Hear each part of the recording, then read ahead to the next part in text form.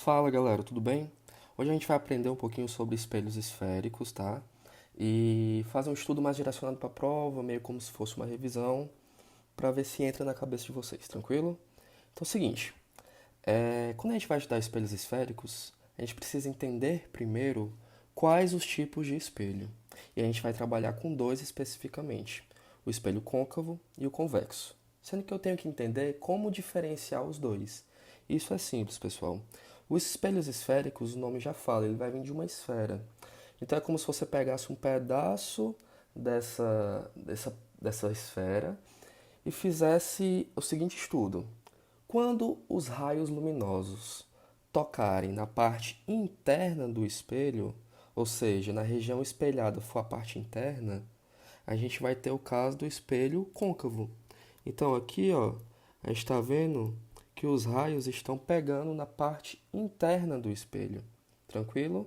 Então o espelho côncavo é isso. Já o espelho convexo é quando os raios luminosos ele toca na parte externa do espelho, ou seja, nessa situação aqui. Sendo que vamos tentar entender o seguinte, pessoal. Se a gente olhar para o espelho côncavo aqui, a gente consegue imaginar que, por exemplo, esse primeiro raio que está batendo, a tendência dele, como ele é mais curvadinho, é pegar, na hora que ele refletir no espelho, o que é que ele vai fazer, pessoal? Ele vai querer vir aqui para o meio, ó. Mesma coisa vai acontecer nesse raio aqui de baixo, ó. Ele vai querer vir para a parte interna, né? Então, o que é que isso caracteriza? Que o espelho côncavo, ele tem uma característica convergente. Beleza? O que mais que eu posso falar? Lá na frente a gente vai ver que ele é o único espelho que tem a capacidade de ampliar a imagem. Beleza? Ampliar a imagem. Então, por exemplo, esses espelhos côncavos, eles são muito usados por dentistas, né, para quem faz maquiagem, exatamente com o intuito de ampliar a imagem. Já o espelho convexo, ele faz o quê, ó? Como ele bate na parte externa, fica até uma dica para vocês, ó. Vocês podem olhar o EX de convexo é o mesmo EX de externo. Serve até para decorar, beleza? E o que acontece com o espelho convexo? Se a gente olhar, analisar direitinho, a gente vai ver que os raios, na hora que bater, ele vai ter essa tendência aqui, ó. Ele vai ter a tendência, por conta da curvatura do espelho, né, de divergir seus raios. Então a gente pode dizer, pessoal, que o espelho convexo, ele tem a característica divergente, né? Os raios se espalham. E o que mais eu posso falar? Ele tem a característica, pessoal, diferente do côncavo. Se o côncavo ele amplia a imagem, o convexo ele amplia o campo de visão. Tranquilo? Eu consigo ter uma imagem mais aberta do que eu estou querendo analisar. Por isso que eles são muito utilizados nos ônibus, nas garagens, exatamente para poder analisar supostos pontos cegos. Tranquilo? Então, os tipos de espelhos são esses, pessoal. Outra coisa que a gente precisa analisar são os pontos notáveis de cada espelho, tanto do côncavo quanto do convexo. Então, o que é que acontece? A gente vai traçar uma linha bem no meio desse espelho. Esse eixo que a gente vai traçar, a gente vai chamar de eixo principal, beleza? E nesse eixo principal, galera, a gente vai analisar alguns pontos cruciais, que são, bem aqui no meio, a gente tem um carinha chamado vértice, tá? A gente vai representar pela letra V. Ele é o vértice do espelho. A gente vai ter um ponto F, que a gente vai chamar de foco. E a gente vai ter outro ponto chamado de C, que vai representar para a gente, pessoal, o centro de curvatura do espelho.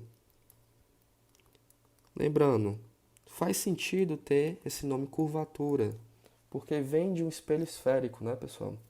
Então a gente tem esses pontos notáveis. Hélio, vai mudar alguma coisa no espelho convexo? Porque esse que eu fiz é do côncavo, né? Ó, são quando os raios, pessoal, eles incidirem na região interna do espelho, né? Quando eles vêm por aqui.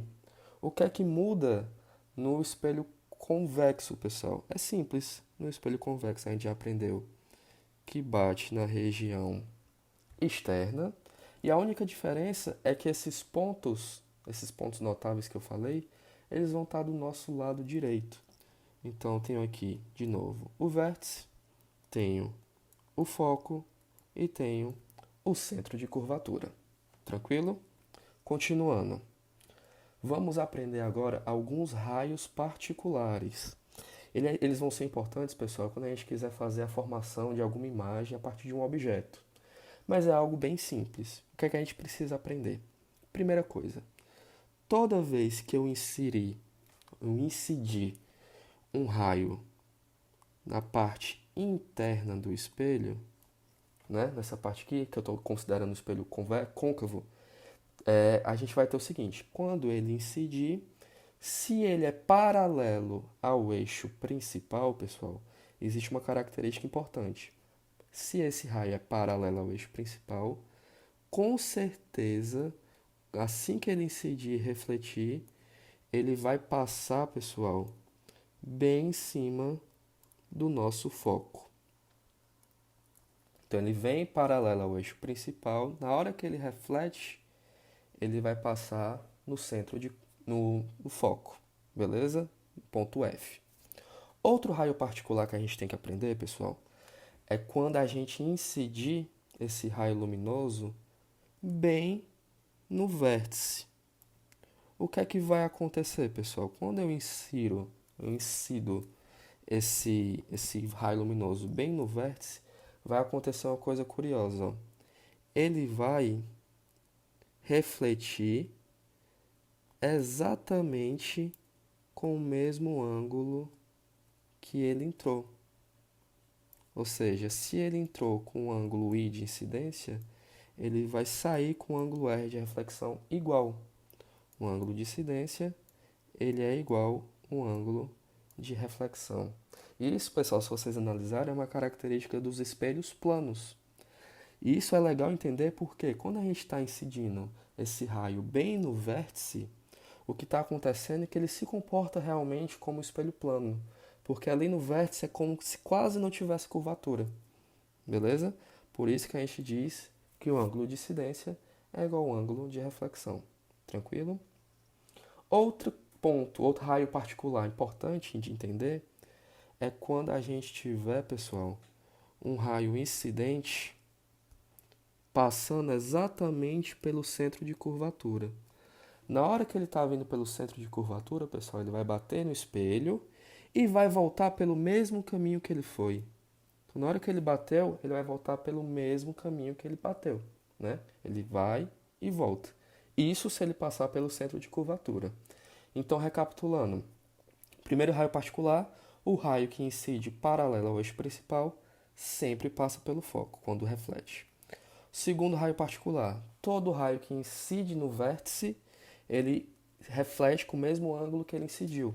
Tranquilo? E o outro é que todo raio que passa pelo centro de curvatura antes de incidir no espelho, na hora que ele bate e reflete, ele volta pelo mesmo caminho que ele foi. Tranquilo? Então, esses são os três raios particulares que a gente tem que entender. Tranquilo? Continuando, pessoal. Existem algumas distâncias que a gente vai ter que aprender, certo? E vão ser muito importantes quando a gente for fazer as questões. Então, primeira coisa, eu preciso entender, logo de cara, pessoal, como é que eu chamo a distância entre o foco e o vértice do espelho. Essa distância, pessoal, a gente vai representar pela letra F minúsculo. Essa letra F minúsculo a gente vai chamar de distância focal. Beleza? Outra distância importante, pessoal. Essa distância aqui, ó. A do centro de curvatura. Vou representar bem aqui, ó. A do centro de curvatura até o vértice do espelho. Como é que eu vou chamar ela, pessoal? Simples. Essa distância vai ser chamada de R, de raio de curvatura. Raio de curvatura. Pronto, acabei de aprender duas distâncias. Sendo, pessoal, vão existir outras duas muito importantes, que vão ser a partir do objeto e da imagem que vão trabalhar com esse espelho. Então, o que é que acontece? Na hora que eu desenho um objeto, vou botar aqui. Vou representar com uma seta para dizer que ele está em pé, tá? Ele é o meu objeto, tá aí o O. E o que é que acontece? Ele vai passar os raios luminosos por ele, vão incidir no espelho e vai ter uma formação de imagem. Essa imagem, ela vai estar mais ou menos por aqui, certo? Sendo que eu vou botar até I aqui de imagem para ficar gravado. A gente vai aprender depois aonde é formada a imagem dependendo de onde esteja o objeto. A gente pode até fazer uma aula depois sobre isso. Mas por enquanto entendam o seguinte, que a distância do nosso objeto até o vértice do espelho, pessoal, a gente sempre vai trabalhar essas distâncias de acordo com o vértice do espelho. Então, essa distância a gente vai chamar de P. Tranquilo, pessoal? Esse nosso P é chamado de distância do objeto ao espelho. Certo? E existe também, pessoal, a distância da imagem até o vértice do espelho. E essa distância a gente vai chamar de P'. Tranquilo? Esse nosso P' é a distância da imagem ao espelho, ao vértice do espelho, né? Todas essas distâncias são em referência ao vértice do espelho. Então, o que acontece? Aprendi todas as distâncias. Eu fiz o exemplo aqui para o espelho côncavo, mas tudo pode ser feito também para o espelho convexo. Sendo que aí eu vou começar a dar algumas dicas para vocês a respeito dos sinais dessas distâncias. Então, vamos lá. Toda vez, pessoal, que a nossa distância focal for um número positivo, a gente vai ter que, com certeza, se trata de um espelho côncavo. Porém, se essa distância for negativa, a gente vai ter que é um espelho convexo. O que mais que eu posso afirmar? Que se meu P', que é a minha distância da imagem ao espelho, for positiva, pessoal, a minha imagem ela vai ser real. Porém, se meu P' for um resultado negativo, eu tenho que essa minha imagem vai ser virtual. Mas, Hélio, o que é uma imagem virtual? Entendam apenas que uma imagem virtual é aquela imagem que é formada pelo prolongamento dos raios, certo? Uma imagem virtual. E agora, pessoal, a gente tem o I. O I e o O, pessoal, eu não tinha dito, mas esse I e esse O representam o tamanho do objeto e tamanho da imagem. Vou anotar aqui para vocês, ó. O representa o tamanho do objeto, enquanto o I vai representar o tamanho da imagem,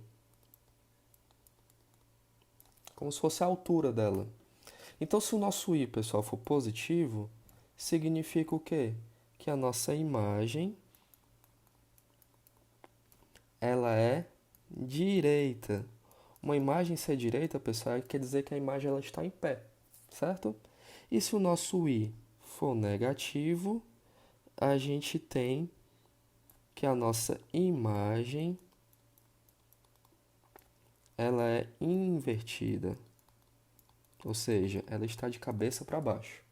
Tranquilo? Sabendo disso aqui, a gente agora pode fazer algumas características das imagens, que é o nosso ponto 5 aqui. Então, o que é que eu vou fazer, pessoal? No espelho côncavo, eu já sei o nome dos pontos notáveis, né? Eu tenho um vértice aqui, tenho o meu foco aqui e o centro de curvatura aqui.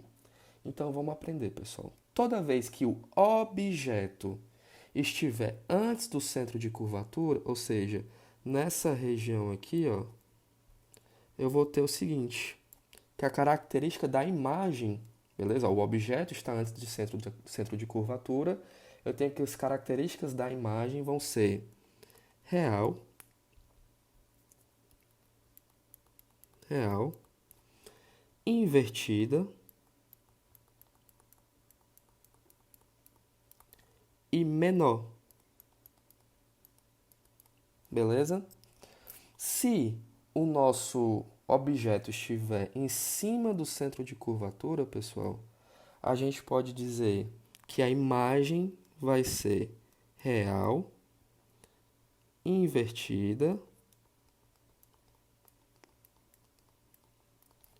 e igual, ou seja, vai ter o mesmo tamanho do objeto. Tranquilo? Se, por exemplo, agora o nosso objeto estiver entre o centro de curvatura e o foco, nessa região aí onde eu puxei a flecha, nós teremos que a característica da imagem vai ser real, invertida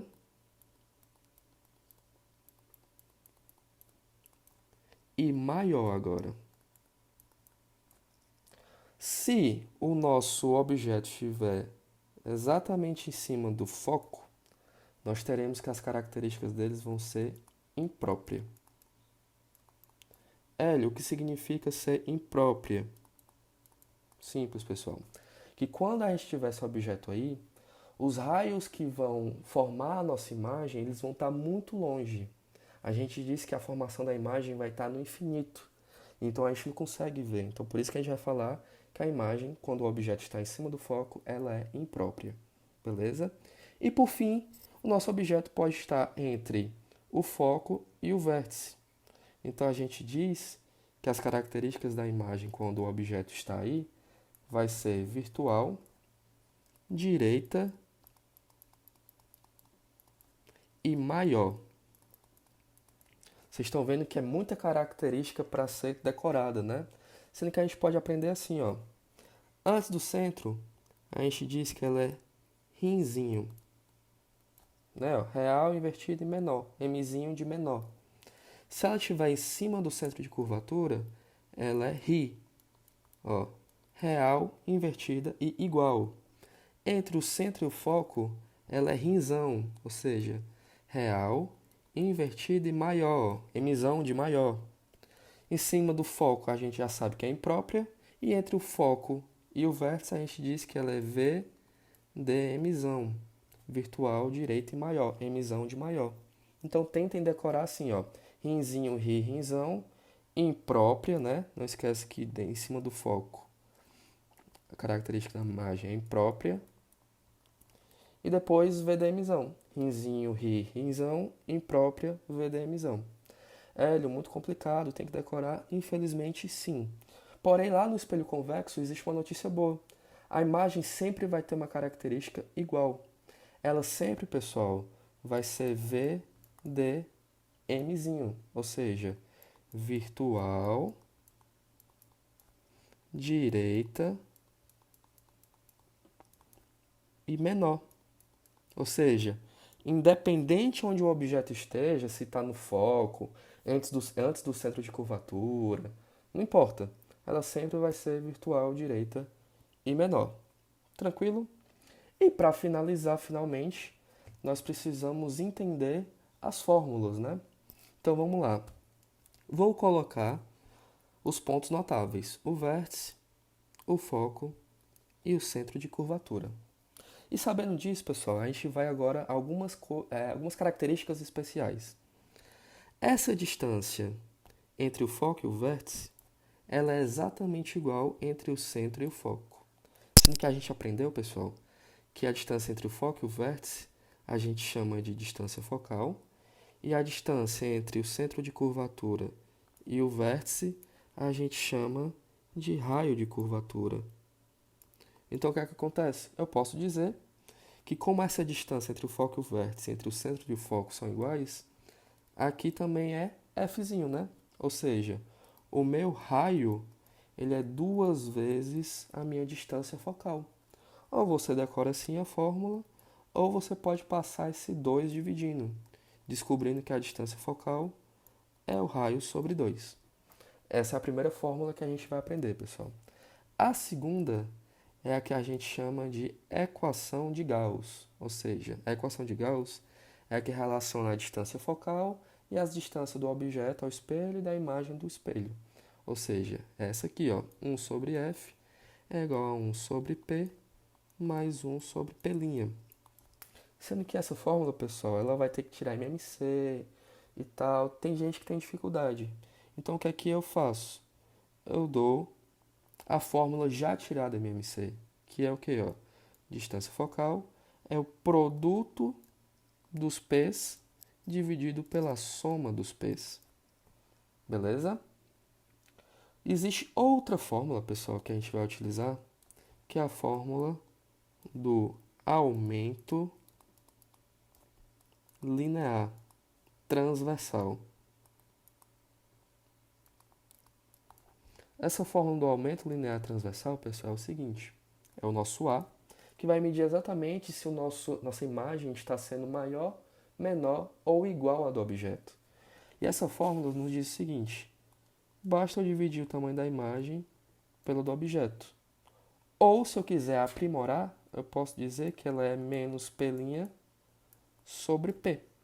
Aí, de acordo com a questão, você vê qual a parte da fórmula que você vai usar. Tranquilo? É importante dizer também, pessoal, que se nosso A for um valor maior do que 1, a gente tem a ampliação do nosso objeto, ou seja, nossa imagem é maior do que a do objeto. Se o valor do A for um número entre 0 e 1, pessoal, a gente vai ter que a nossa imagem ela reduziu, ou seja, ela diminuiu.